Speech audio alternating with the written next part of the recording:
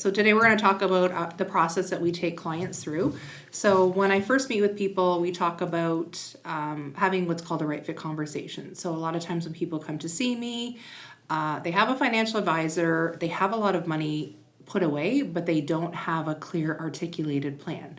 So their advisor hasn't asked them their goals in terms of when they want to retire, what they envision their retirement to look like. So things like, I'll find out, do you want to live somewhere warm for 6 months out of the year, or, go rent an Airbnb for a month and get out of the cold weather?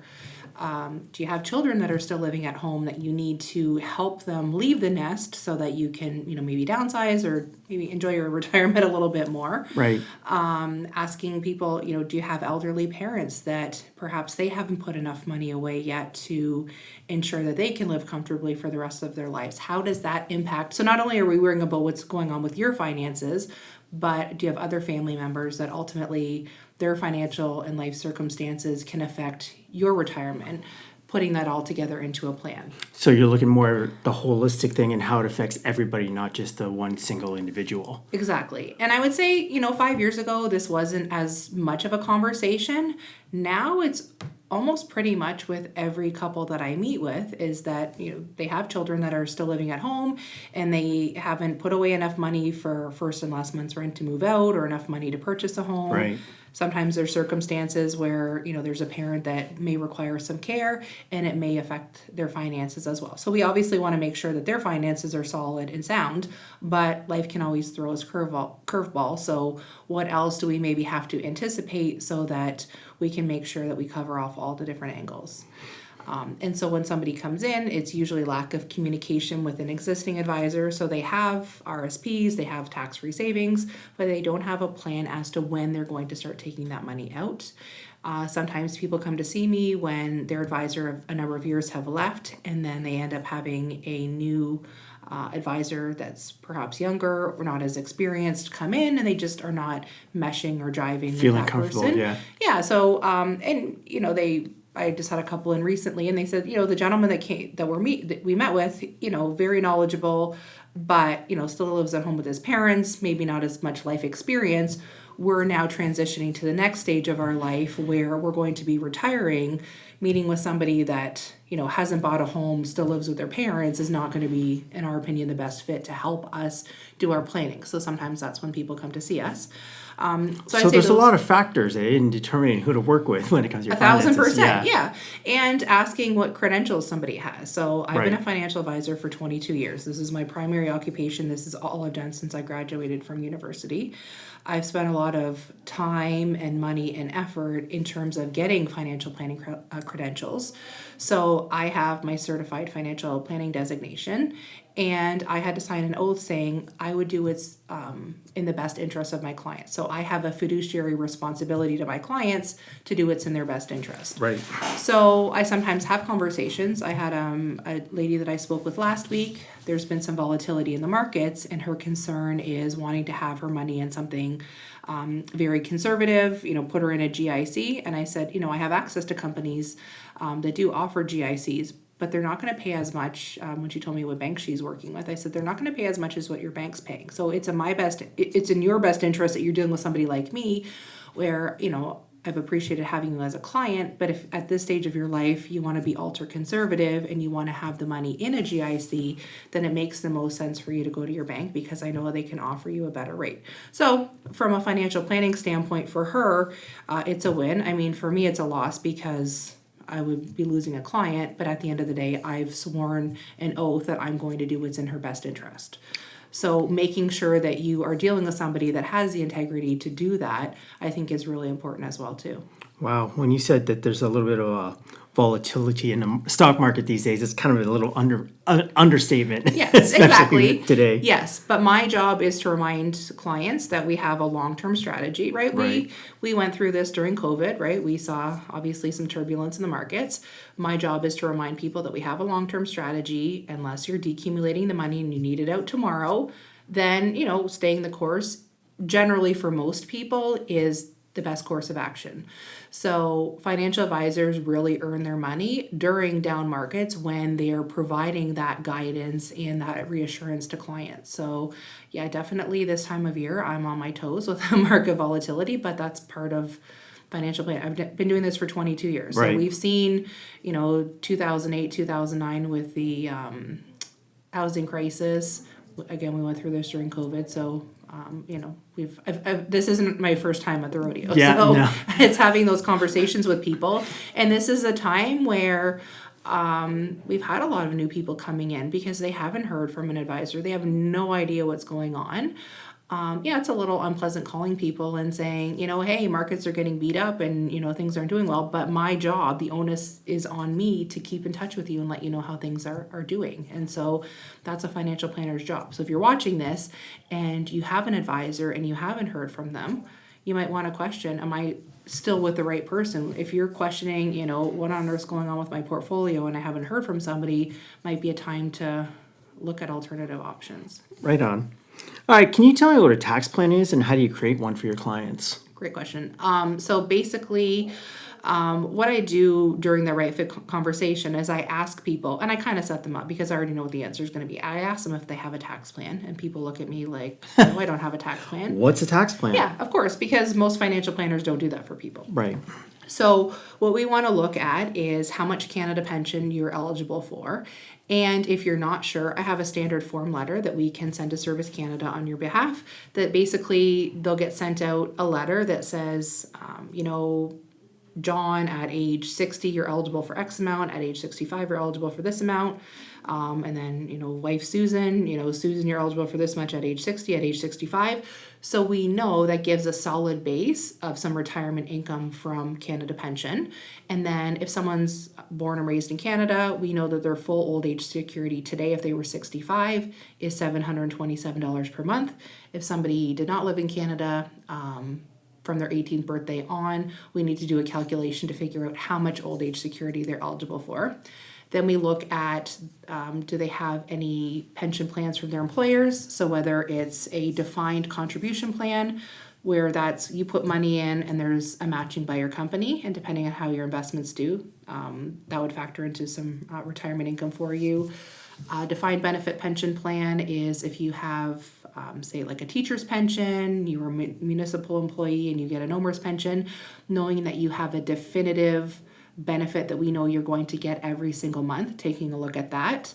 Also keeping in mind some pension plans pace with inflation and some do not have that cost of living allowance. So how does that factor into your plan? This is not necessarily always a fun conversation, but there's the possibility that one of the spouses may die during working years or early into retirement. How will that affect the retirement plan? So do they know what the survivor's benefit is going to be, and doing that planning piece? I think there's a lot of Canadians that aren't aware of all these benefits that you just mentioned, because I certainly wasn't aware, like there was a survivor's benefit. I'm not aware of that at all. Yeah, so the teacher's pension plan, for example. So if we have somebody that's been a teacher for 30 years, they Right. retire, maybe they're eligible for $5,000 a month. If they pass away, then their spouse is eligible for 2/3 of that pension until they pass away. Okay, I understand. And in Windsor, I'm sure there's a lot of people that work for Chrysler, as an example.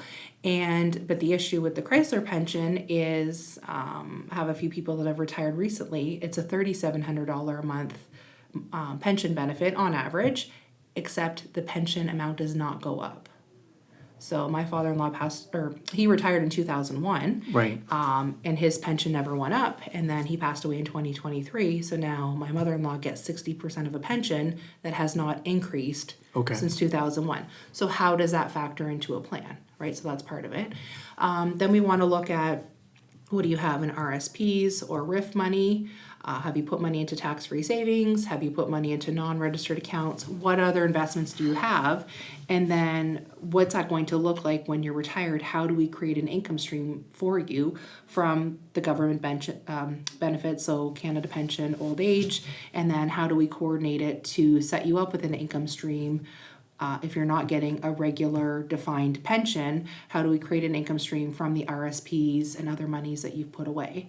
That's how we create that tax plan for you, and Okay. then make sure that you're not unnecessarily putting yourself in the next tax bracket and paying too much tax. So what happens if you put yourself, unfortunately, into the next tax bracket? What would be the consequences of that?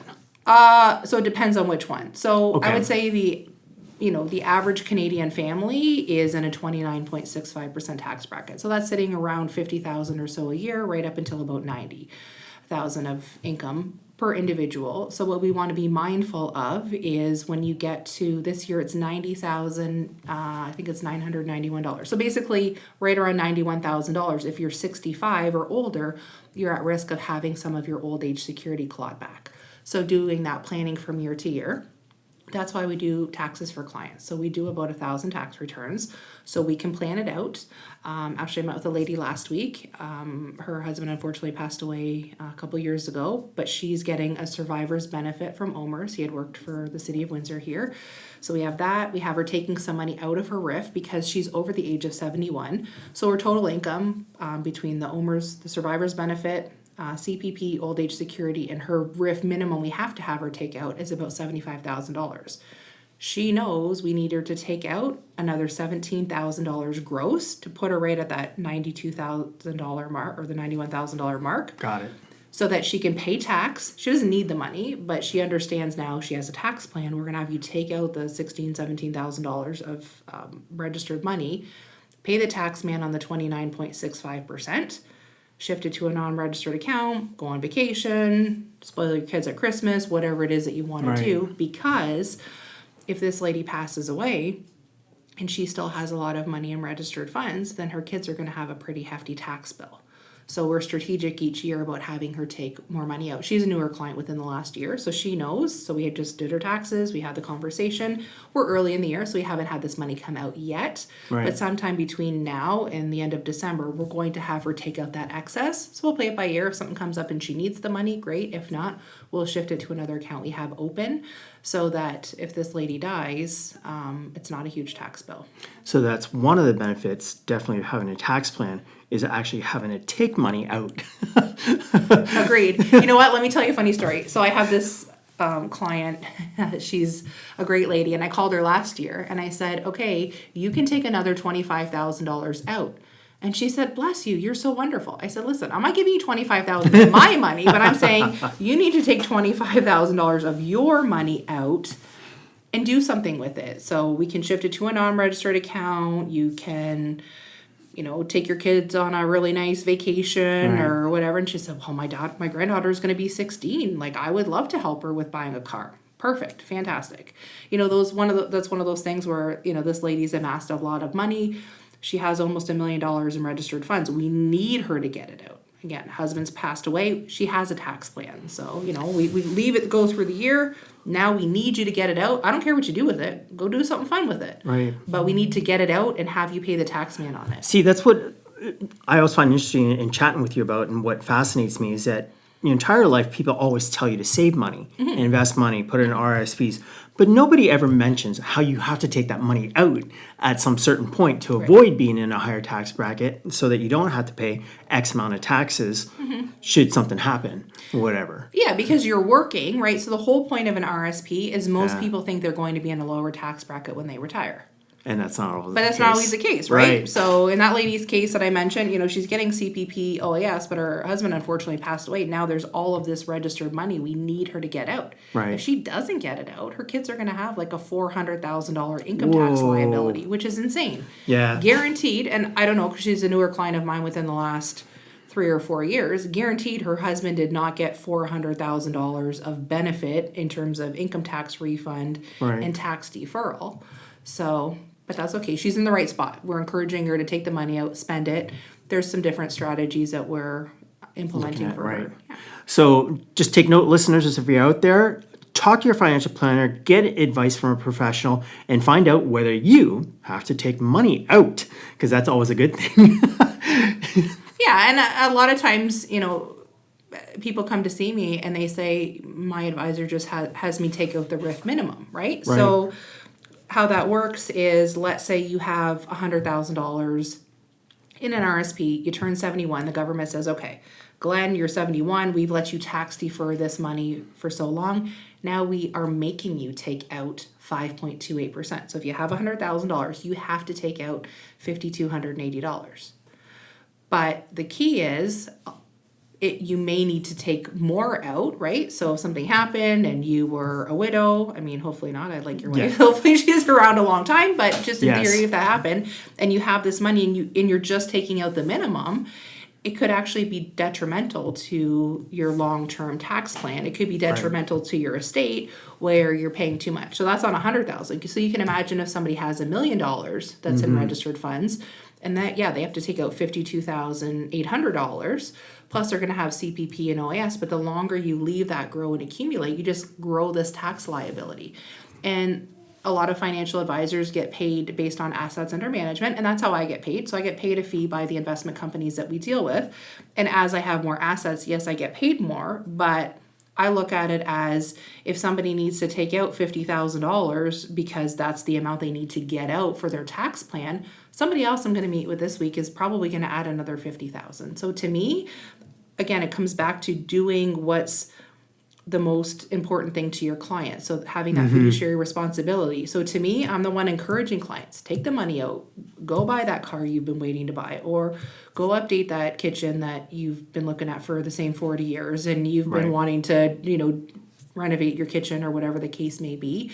Some financial advisors don't encourage you to take money out of their investments because it hinders their paycheck, which I don't agree with. So I'm the first one where if a client calls and they want money out for a car, it's like, okay, fantastic. And also when you get your new car, bring it by. I want to see it, right? It's exciting. And I've had clients, I have the one client, she came last year for her taxes and she says, I'm so happy you told me to buy a car and I could spend the money because I feel like a rock star every time I get in it. I'm like, fantastic. That's fantastic. That's feeling. Great. Yes. And I could tell you a story. I do a whole podcast on just great things that clients have done with their money, and they're creating memories, they're creating legacies with their family. I have one client that she takes her whole family to a beautiful cottage up north, and she'll spend like $10,000 to $15,000 for the week. She'll pay for gas for everyone to get there, groceries, and she creates memories with her grandkids. And that's fantastic. Yeah, so I encourage people to do that, and I share those stories so that people start to think, you know what, I want to do the same type of thing and create those memories with my family as well. Wow, that's great. So how do you keep in touch with your clients? Great question. On a few different ways. So for anyone watching this guy, Glenn, is my director of marketing and communications. So we have it set up that clients get regular communications from us. So whenever I'm going to be on the radio doing experts on call, I know you send out let people know I'm going to be on there, and I think you send out a recording after. And then we do client appreciation events. So we do events so clients can learn about more about their finances, just having a more holistic approach to retirement. We have clients that we email a regular update once a month. Some clients are tech savvy and they like to go on the computer and view their balances, or they can put an app on their phone. Some people are maybe not as proficient with the computer, which is okay. So we send them a regular update. We send birthday cards, Christmas cards. We keep in touch with clients. We see a lot of clients. We're recording this at the end of March, so it's income tax time. So we see clients for taxes. So we aim to have 11 to 12 touch points per year as a bare minimum with clients. That's good. I'm sure you have a ton of stories in regards to people not hearing at all from their financial advisors or financial professionals. That's where I got a lot of new business is, and especially when the markets are down and people have no idea, or, I couldn't tell you the number of times where it's like, oh, I haven't heard from my advisor in 3 years, which is extremely unfortunate for the client, but at the same time, it's also a liability issue for the advisor. So we want to keep in touch with clients. The onus is on us. So when somebody comes to meet with us, the one thing that we have everybody sign, it's called a letter of engagement. And I explained it's a 4-page document. And the first page, it just explains these are my obligations and duties to you. So the onus is on me as your financial professional. I'm earning a paycheck to do this. It's my responsibility to keep in touch with you, to let you know how the markets are changing, to let you know how your funds are doing. And then there's a little spot in there where their responsibility is to let me know when their life changes. So, you quit your job, you decide to pull the trigger to retire. I mean, if that's the case, usually I know that the person's retiring. But getting married, getting divorced, sending kids. When Lotto 649, sending you kids to decide that college. you're going to get divorced or whatever the case may be, let me know so that I Right. can update your plan accordingly. So I lay that all out to people. We have a very strict privacy policy that we adhere to. There's permission for us to be able to email you in there. We keep track of people have wills and powers of attorney. How do prospective clients prepare for their first meeting with you? So if somebody has a budget that they've done or they have an idea of what they're spending money on, we ask them to bring that information. If they don't, and when they book their first meeting, we have what's called a cash flow intake sheet, and it just outlines, what's your take-home pay every week or every 2 weeks, and then what do you have in terms of expenses? So what are you paying for, gas, groceries, property taxes, etc., all of those different items. And then if they have that handy and can bring, that's fantastic. Also bringing recent income tax returns and investment statements so we can see what they have going on. That initial right fit conversation is to gauge, is the person a good fit to work with me? I've been doing this for 22 years. Not everybody that I meet with is necessarily going to be the best fit for me and my practice. And then they're trying to feel out if I'm a good fit for them. So we have to see if we jive. And if we do, then we'll book a second appointment, and then I ask them to leave those documents or we'll scan them so that we can start to put together the retirement plan, to put together the tax plan. If they don't have a budget or a cash flow plan, depending on how long the first meeting has taken. Sometimes it's just a quick 15-minute meet and greet, and then sometimes it ends up being 45 minutes to an hour. So it just depends, right? You enjoy chatting with people. I do enjoy chatting with people, and then sometimes people come in and they've been following us for a while, or they're a referral from a client or a family member of a client. And they're coming in, they're rolling up their sleeves, and they're ready to get to work. They've already decided they wanted to meet with me. So every situation's a little bit different. And I always tell people, I'm the no judgment zone. If your life's a mess, and you don't have, you're kind of just money's coming in, money's going out, and you really don't know. I shouldn't say your life's a mess, but your finances are a mess. Right. That's okay. You're coming to see a professional for a reason. So let us help you get organized. So sometimes people they don't have a budget. I just met with a lady recently and she said, I'm 57. I really would like to retire at 65, but I'm guilty of not really paying attention. I said, that's okay. This woman has 2 properties that are completely paid for. So she's got a house, she has a cottage, so she's done okay. Okay, then let's sit and let's actually do you have an idea of what your expenses are? So we went through and there were a couple things, like her husband pays the car insurance and they have a motorcycle, so she wasn't sure how much that was. She wasn't sure how much her property taxes were. So I said, okay, let's get most of the information down that get the ball rolling. Because sometimes I'll send people home with a cash flow sheet and then I'll hear from them for 2 months because they find it a daunting task. Yeah. If you haven't already taken care of doing that, it's probably something that you don't necessarily enjoy. I'm a total nerd. I do a net worth statement every single month. I have a very meticulous budget, but that's what I like to do. And I can appreciate that not everybody is like that. So in this lady's case, I was like, okay, I'm going to give you the least amount of homework possible. You need to find out how much your property taxes are, how much you pay for your insurance on your house and your motorcycle and a couple other small things. Mm-hmm. Then we're going to regroup, get back together, and then lay out your actual plan. So you're like that organizer, like when people have a messy house and they get somebody to come in and help them organize everything. 1,000%. You're like investments, retirement statements, how much money you got going out, your budget. So you kind of help everybody get on the same page and organize all of that stuff. Do you know what my astrological sign is? What's that? I'm a Virgo. So if you look up like the traits of a Virgo, that is me. I'm practical, I'm organized, to a T. And I have people that sometimes they're embarrassed to come see me because they haven't done their taxes for a number of years. That in itself could be daunting. Yeah, I just met with a lady that we did, 9 or 10 years of back taxes. And I said, hey, let's just get you in order so then you can find out, how much Canada pension are you eligible for, how much, old age security, you're going to want to apply for those.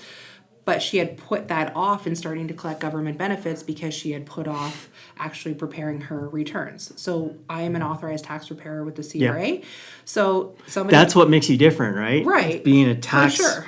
Yeah. expert in addition to being a financial advisor. And then all I need from somebody is name, address, date of birth, social insurance number, and their marital status. I can go on, I can plug into our tax program their details. I click a button to be their authorized tax preparer. They sign it, giving me permission. And then I can grab all of their details from the government website. So if you've forgotten your T4, if you can't find your T4s from a few years ago or whatever the case may be, it just takes that stress out of it. Because sometimes that's a hindrance as well too, is people are embarrassed because they have a few years of back taxes to do. And they have that, and then they've been, I call it an ostrich, where you kind of just put your head in the sand and you don't deal with that. I don't know. Yeah, that's one monkey that you have to get off your back. But then if you don't know where you sit income tax wise, and if you're going to have some tax liability to the government, Right. then it kind of snowballs to, oh, well, I don't know when I should take my CPP and OAS. I really got to take care of that first. So tell me, what would be some of the downfalls of not having, let's say you haven't done income tax in 10 years. How can it really come back to bite you? A few things. Because the government assesses you a penalty when you owe. So before, they used to assess you a 5% penalty. Ooh. So basically, let's say you owe $1,000. Yeah. April 30th rolls around and you haven't filed your taxes and you owe $1,000, then they would have assessed you a $50 penalty, but now it'll be $70 because it's 7%, and then they're going to charge you 1% per month after that. However, imagine, wow, that adds up. Imagine if you haven't done your taxes back till 2018 and you owed some money. So then the government's going to have that grow and compound on top of that there. And then our government is also assessing these lovely little extra penalties, like late filing penalties. So not just that 7% plus the 1% per month. They're just picking an arbitrary, like we're going to charge you $400 or $500 as a late filing fee. So that can add up substantially. And then I've seen people that they come to see me because they get this letter from the government. It comes in a pretty brown envelope that says, hey, Johnny, you haven't done your taxes since 2020. You need to get them caught up. And they give you a date that they expect you to have them done. And the issue is if you don't do them, the government already has your tax slips, right? They have your T4s from your employer that have been uploaded. They have, money that you've taken out of an RSP or money you've added to an RSP. They will just, if you ignore them, they will arbitrarily do your taxes for you and assess you a penalty, but you may have deductions that you're missing that the government doesn't have. So they don't have your donations, they don't have your medical expenses, they don't have your childcare receipts, etc. So then you're at the mercy of whatever information the government has, and it could be way worse than necessary. So best tip is to stay on top of your income taxes and do them every year. Exactly. And I mean, as much as a pain in the butt as it is. Yeah, but it's one of those things, it's not going to go away. Yeah. It's the government. And then they can assess you a penalty, and then if you don't pay it, then they can garnish your wages, they can freeze your bank accounts, they can do all sorts of things. So it's one of those things where I tell people, whatever your reasoning is or the circumstance in the past, we don't care. We just want to help you to get caught up so that you can get your finances in order and make sure that you can retire comfortably. Nice. All right. So what do you think sets you apart from other advisors? I think we mentioned the one big thing. Being a tax planner is yes, the tax plan, having a retirement plan, right? So it's like you're not going to get in your car and start driving to California and hope that you get there. It's having an actual map to map out. I mean, can you afford to retire? So the one thing we do is a budget. People don't usually like the word budget, so that's why we call it a cash flow plan. But we want to know, what do you need to run your household now? Because you're likely going to spend as much money as you are now in retirement, if not more. Think about it. When you go on vacation, do you spend more or less money on average than you do each week? I would say probably more. More, right? Because you have extra time on your hands, right? Yeah. So even if you do like a staycation, then you're making that trip to Costco or you're doing day trips, and generally people spend more money. So way back when, there was this adage that people would spend 60 to 80% of their current income in retirement, which is usually not the case. So, I mean, it's different if you're looking at if you have a mortgage or don't have a mortgage, but you're going to have time on your hands to, golf more, go for lunch with your friends. If you have grandkids, spoil your grandkids. So we want to figure out, what do you need to run your household now, and what's that going to look like in retirement? So we can figure out, okay, is there a gap? And if so, how much do we need to have you save? Or maybe there's some debts that you need to pay down. How do we get you to that point so that you can enjoy yourself in retirement? We don't want people eating cat food and staying in their house and watching TV all day. We want people to go out and do things. It's like, what's the point of working hard and saving and sacrificing if you can't actually enjoy your money, right? Yes. So we lay that all out nicely for people. Everybody, so we do the right fit conversation, and then we do what's called a value promise. So if it's, John and Susan want to retire at, 60 and 62 years old, we put that in there. And then we figure out, okay, they need $5,000 a month to run their household. What does that look like? And we map it all out. And I don't want to sound like a super nerd, but I do it in a few different formats. I'm an Excel spreadsheet kind of gal. Not everybody is. So we lay it out in an Excel spreadsheet. And then we have a written retirement plan. And then we actually do a nice PowerPoint where it's just laid out where people can see, okay, this is how much I'm going to get from CPP, OAS, my RSP income, my company pension plan. So it's all laid out. So there's actually 3 different visuals that clients get to see, because not everybody learns and sees things the same. Yeah, right? I've learned that in my lifetime too, is that everybody has a different way of processing things. We're all wired differently. Right. So I love spreadsheets, Yeah. but I know not everybody, like some people I'm look not at a spreadsheet spreadsheets, guy. and they have this apprehension, which is okay. Yeah. Then it's laid out nicely Right. in a PowerPoint so they can say, okay, this makes sense. And then they can refer back to it. We put the recommendations in there. And then as life changes, we do updates to the retirement plan. So you start working for a new company and now you have, say, a new group retirement plan, then we update it. So everyone gets a really nice binder. Right. And as we do the update, so, as the markets change, as your values of your investments increase, perhaps you get a little bit of inheritance money or a bonus, and then we're adding it to your investments. We want to update it. So I think what sets us apart is that everyone has a clear articulated plan. Not every person retires with an actual written plan. Do you remember the percentage? You're the one that does all my marketing. I want to throw a question at you, Glenn. Gosh, no. Sorry, you put me on the spot there. Yeah. I'm not one for remembering numbers. So only 14% of Canadians retire with an actual written financial plan. Right. How many financial advisors review tax returns? Do you remember that one? Is it 4%? You got Only it. 4% actually review taxes for See? their clients. Yeah. There we go. See? So just like Glenn likes to grill me with questions for these, turn the tables back on you. So that's why we do taxes for clients is, again, only 4% actually review a plan. And why we do that too is we find people, they're just putting gobs and gobs of money into RSPs, and then they come to see me, they're ready to retire. And it's like, why on earth do you have all this money in registered funds? You haven't put anything in tax-free savings. Yeah. It's just taking that holistic approach. That's, I think, what sets us apart from other I think it's a lack of education, honestly. Because before I started talking to you, nobody ever said anything about taking money out. It was always put money in, save money, RSPs, investments. But nobody ever looks at you and says, at some point, you got to take that cash out if you get to a certain point. So I think that's so important to know. And I ask people, is it your intention to make the CRA the biggest beneficiary of your RSP? And they look at me like, no. Well, that's the course you're going on, because if you don't get this money out and you die, sorry, we're all going to die one day. We just don't know when. And, and you die, do you have any idea what your tax liability is? And people don't know. Do you know what our highest tax rate is in Canada? It's 53%? Yeah.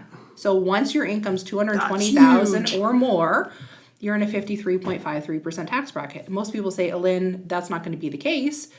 But I disagree. You never know. It depends, right? Yep. And I say this all the time. The later in the year you die, the worse it is, right? So you've got, say, CPP, OAS, pension from an employer, and then let's say you have a few $100,000 in RSP or RIF, and then we tack it on your final tax return. The government's getting more money than your kids or whoever your beneficiary is.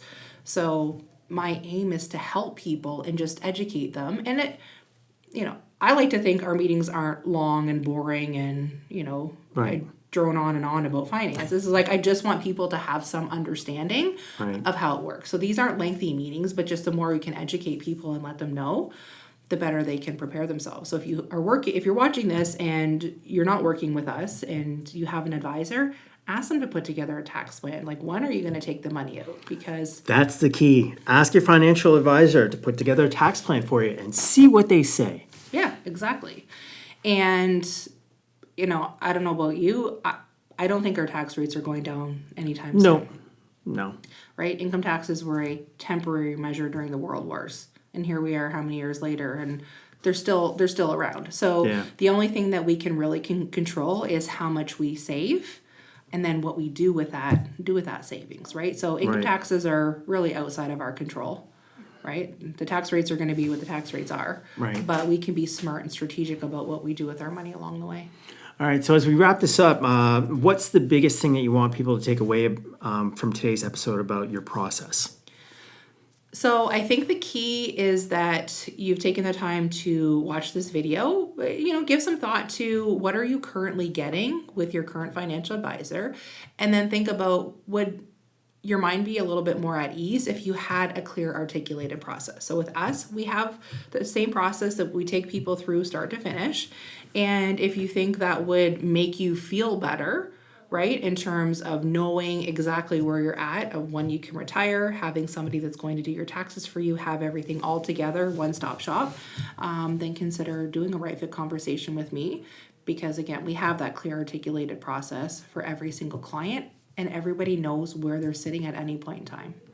All right. Well, I'm Glenn Beccaro. This is Elaine Godfroy, and she is the financial architect for Canadians, and she helps you to retire on purpose. We want to thank you very much for tuning in, and we'll catch you on the next podcast. Thank you. Thanks, Glenn.